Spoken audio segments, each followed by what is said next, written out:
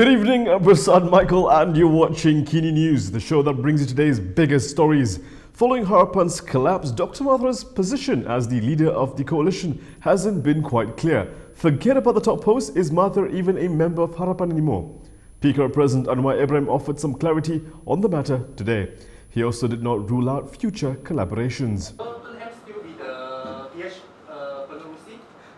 Right now, as it stands today, he is not a member of PH. PKR President Anwar Ibrahim told a press conference today that he will not let these statements made by Dr Mahathir Mohamad distract him from focusing on the reform agenda. Saudara-saudara tahu kesabaran saya itu tahap dewa. Orang kecam maki hamun saya itu dah lama.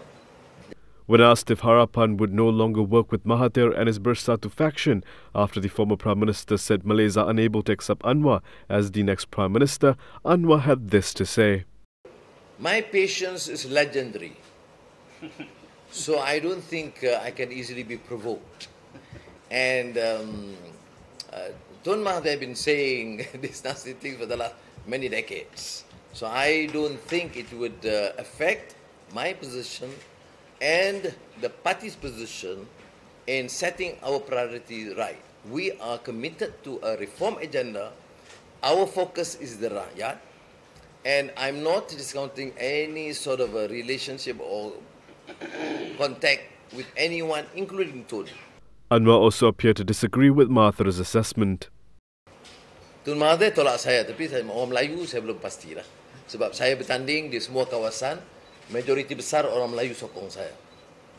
Di Port Dickson, majoriti lebih 60% sokong saya. Di Matampau, base-nya itu Melayu. Jadi saya ingat tak perlu ulas itu. Lebih daripada itu. There may be a new government in place, but does that mean previous internal investigations into alleged corruption would be forgotten by the Defence Ministry? Newly appointed Defence Minister Ismail Sabri Yaakob has given his word that existing internal investigations conducted by the ministry into alleged corruption involving its past deals will be continued by the new administration. He said these include ongoing probes listed under the Defence White Paper tabled in Parliament last year. Adakah ini termasuk siasatan terhadap land swap deal membabitkan menteri-menteri pertahanan terdahulu? Semua, saya dah kata tadi, semua siasatan yang telah pun dilaksanakan, kita akan teruskan seperti biasa. Ya, semua. Ya. Tapi saya tak tahu yang mana dah selesai, yang belum selesai, yang tertangguh kita akan teruskan. Yang dah selesai, selesai. Yang diserahkan kepada pihak berwajib, SPRM dan sebagainya, itu di bawah tanggungjawab SPRM, bukan kita lagi. Last year, the then Defence Minister Mohamad Sabu revealed that political interests had prevailed in 13 out of 16 land swap deals that took place since 1997.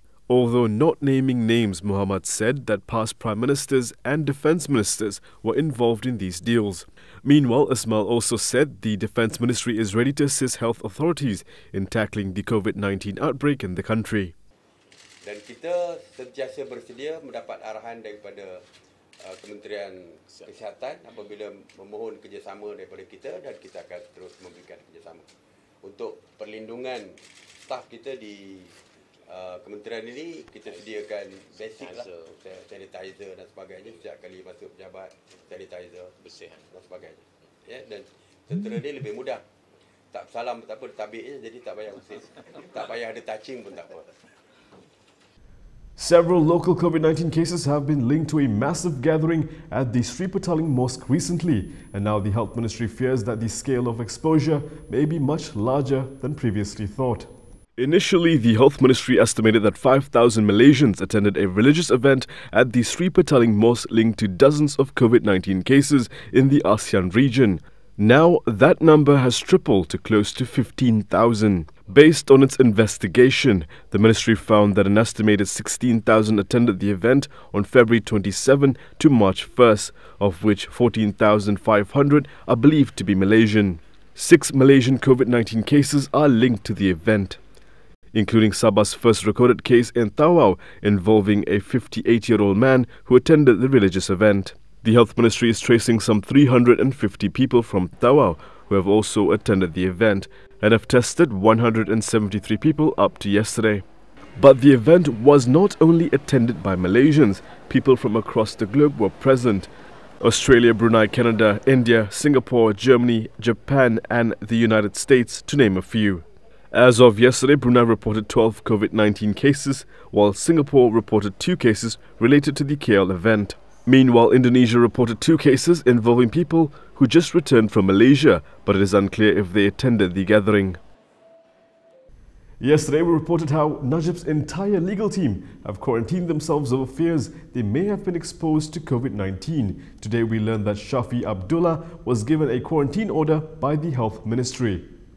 Najib Abdul Razak's lead defence counsel, Muhammad Shafi Abdullah, has been ordered by the Health Ministry to undergo quarantine pending the COVID-19 test results, which is expected at the latest tomorrow. Shafi's lawyer, Nur Farham Mustafa, presented the documents in court today to prove this during mention of Najib's 1MDB case this morning.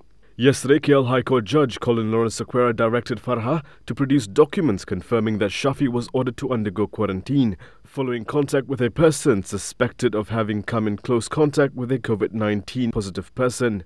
As a result, Najib's trial, which has been on hiatus for 4 months, could not resume yesterday.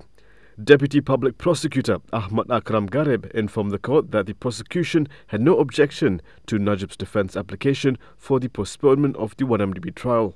Ahmad added that he and the rest of the 1MDB prosecution team would also be undergoing COVID-19 testing today. The trial is set to resume full day on Thursday and Friday next week. However, it will be subjected to the outcome of the COVID-19 testing on Shafi and the prosecution team. Najib is on trial for 4 charges of abuse of power and 21 counts of money laundering in relation to the 2.28 billion ringgit, which allegedly originated from 1MDB via Tenor Finance Corporation. Many hope that Dr Zulkifli would return as health minister, but according to him, that's not likely to happen. Before the collapse of the Pakatan Harapan government, Dr Zulkifli Ahmad was in charge of the country's response to the COVID-19 outbreak as health minister. Many saw him as doing a good job, leading to various quarters, including political rivals, to suggest reappointing him as the health minister before Prime Minister Muhyiddin Yassin announced his cabinet.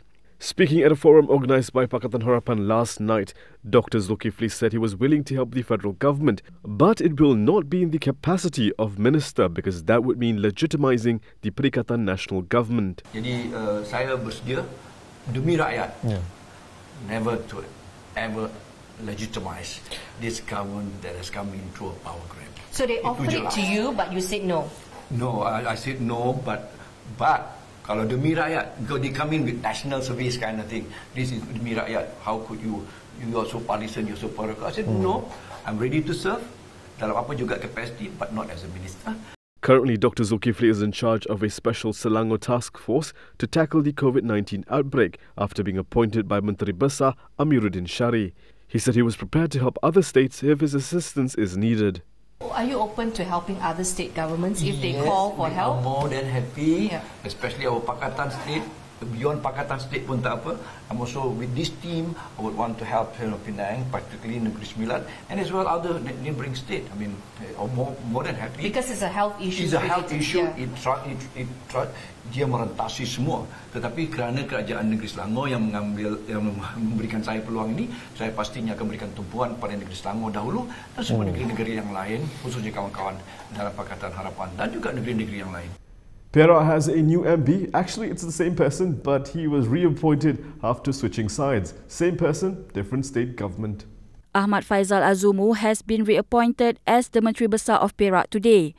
Sultan Perak Sultan Nazrin Shah, guided by the Perak Constitution, has consented to reappoint Ahmad Faizal after he obtained the majority support of the State Assembly. The Cenderawsih Assemblyman was sworn in as the 13th MB at Istana Iskandaria, 3:30 PM today. Adalah saya, Ahmad Faizal bin Azumu, yang telah dilantik sebagai Menteri Besar Perak, bersumpah berikrar bahawa sesungguhnya saya pada tiap-tiap masa bila-bila dikehendaki memberi dengan seterusnya nasihat-nasihat saya dalam setingkat mana dalam daya upaya timbangan saya kepada Yang Maha Mulia Sultan. He resigned as Perak MB after switching sides to Pakatan Nasional, which resulted in the downfall of the Pakatan Harapan administration in Perak.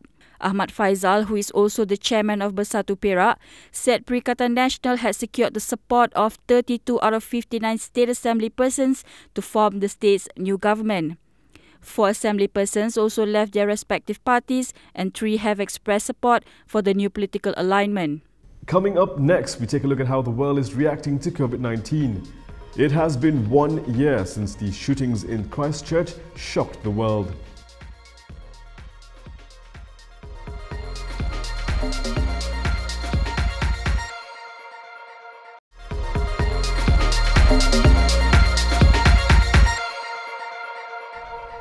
This next story is brought to you by Blue Air. COVID-19 is spoiling so many things around the world. Let's take a look at how some countries are reacting. Governments and central banks unveiled new measures to tackle the economic impact of the coronavirus as global markets suffered record falls on Thursday.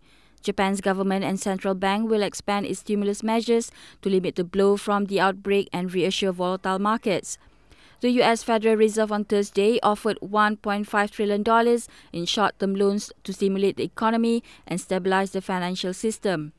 Australia's central bank is pumping a large amount of cash into the system today as panic selling across global markets threatens to drain liquidity and push up borrowing costs. Countries all over the world have also announced measures including imposing lockdown, closures of schools, halting flights to and from Europe, and banning public gatherings. Meanwhile, the global coronavirus pandemic could be over by June if countries mobilize to fight it, according to a senior Chinese medical advisor on Thursday. China declared the peak had passed and new cases in Hubei fell to single digits for the first time. 1 year ago, the world was rocked by the shootings in Christchurch. New Zealand has planned a memorial, but with COVID-19, will it go according to plan? New Zealand Prime Minister Jacinda Ardern said the country has fundamentally changed since the Christchurch shootings a year ago, as the coronavirus pandemic loomed over a planned weekend memorial. Ardern said engagement with the Muslim community had grown since the massacre, but much more needs to be done to stop radicalization in the country. But the challenge for us will be ensuring that in our everyday actions, in every opportunity where we see bullying, harassment, racism, discrimination, calling it out as a nation, that is when we'll show that we each individually have a role to play in making sure New Zealand has fundamentally changed for the better. Ardern said the memorial event on Sunday is still scheduled to go ahead, but acknowledged that could change quickly if the coronavirus situation worsened. To date, 5 New Zealanders have tested positive, but Ardern said she will likely announce new border restrictions next week. And that is all from me today. For more stories, you can go to KiniTV.com. You can also follow us on Instagram, Twitter, YouTube and Facebook for the latest news updates. I'll see you again next week, same time, same place. I'm Brazil Michael. Thank you for watching. But before we go, let's see how life is slowly returning to normal in some parts of China.